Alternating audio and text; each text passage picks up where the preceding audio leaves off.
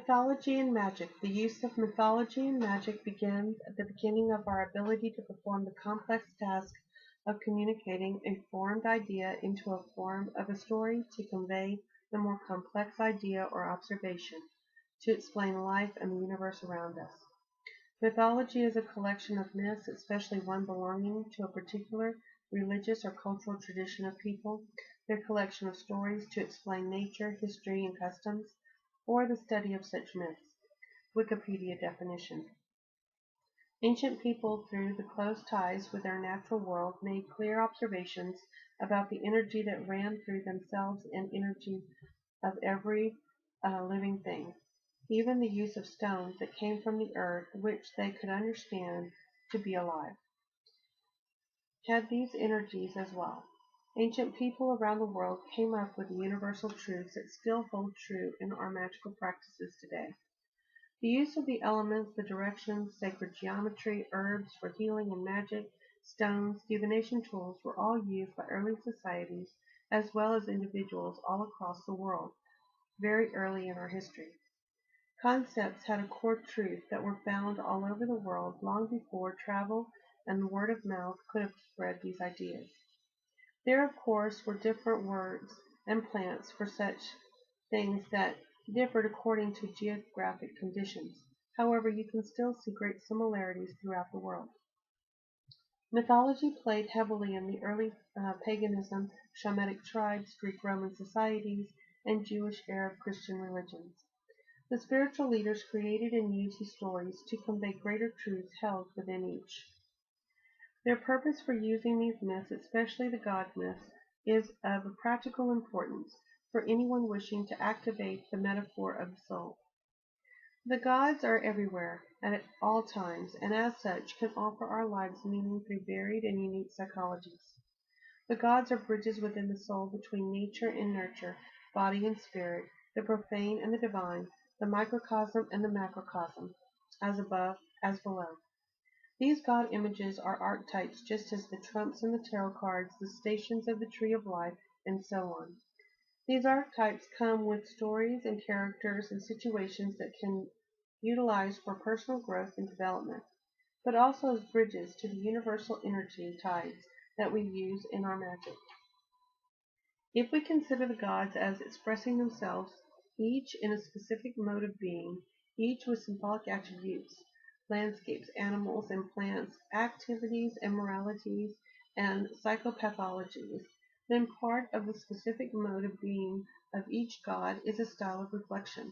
A god is a manner of existence, an attitude towards existence, and a set of ideas. Each god would project its divine logos, world, or word, opening the soul's eye, so that it regards the world in a particularly formed way. A god forms our subjective vision so that we see the world according to its ideas. James Hillman, Revising Psychology.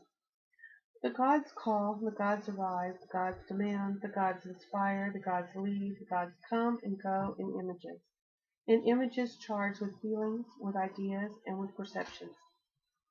Theurgy, or magic performed with the aid of beneficent spirits, was rediscovered by Renaissance scholars. This was the practice of pre-Christian pagan magicians or theurgists.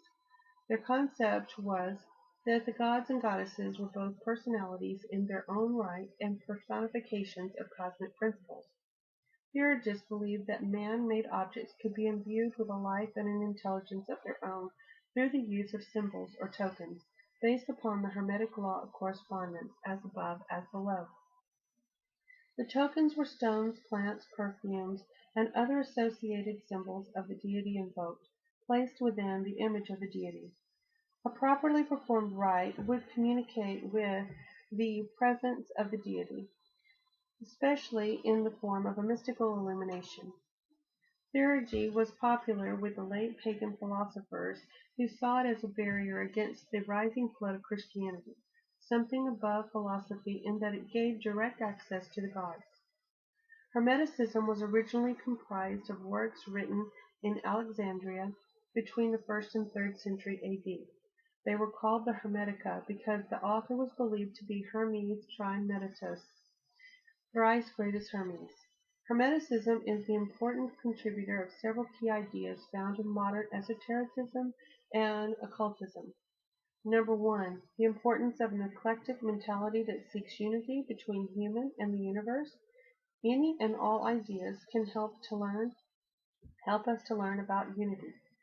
Two, the appreciation of the symbolic value of the universe, which consequently allows us to move away from the negativity of Western dualism, which is that matter, that the world and those things of the world, for instance our bodies, are evil, and only deity being wholly good.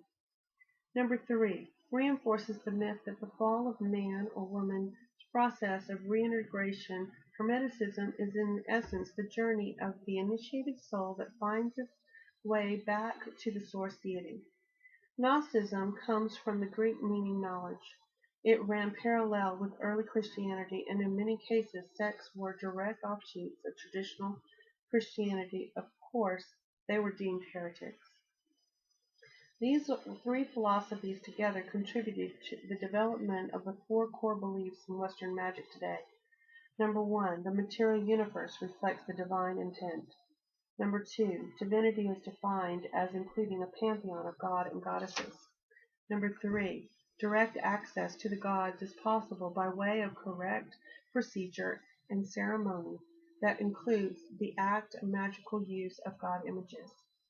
Number four, secret initiation is the means of transmission of the ways one can personally attain divine knowledge, or gnosis, which includes the mysteries of Eleusis and the rites of alchemy. Practical Kabbalicism employed these four principal concepts in a broad sense if we remove the paganist polytheistic element. Western and Jewish magic could only eventually meet. We can even conjecture that the whole of magic inception to have been beneath the nighttime skies of Babylonia, a romantic speculation that both magic traditions had a common origin within the womb of the sands of the desert. Most of my information was gathered from Luis Alvarado's Psychology, Astrology, and Western Magic book. Astrology is another science that corresponds and incorporates heavily the use of mythology into the practice of itself. And astrology and the planetary hours again are used today in our everyday magic. From the movements of the moon and the following of the birth and the death of the sun and the archetypal energies of each planetary influence and correspondence frequently help strengthen our magic and hastens the outcome. We cannot escape the influence of mythology in our lives today, for even with no belief in it at all, they will surface in our dream expression. The more you study the categories of side topics, the more you realize that the reason the myths have survived is the relevance they contain in our very existence, not just our magic. My magic would be impotent without the use of these philosophies. Even Christian and Jewish and Arab religions are heavily laden with the use of myth, for that is truly what their holy texts are. The use of the monotheistic approach to their divine still incorporates the many archetypes within the expression of stories to explain life and the world. The more knowledge you gain in these areas of mythology, astrology, psychology, and so many more,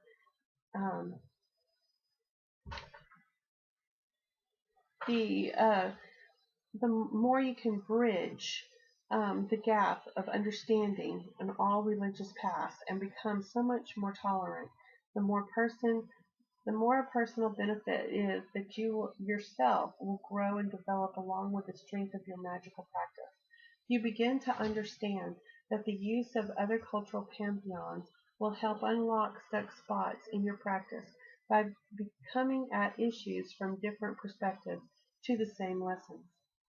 Learn from everywhere. Learn to see with a new perception. Love and light. Blessings to all. And peace out. If you have any questions, just feel free to include them on our Friday wrap-up. We will be having Friday evening.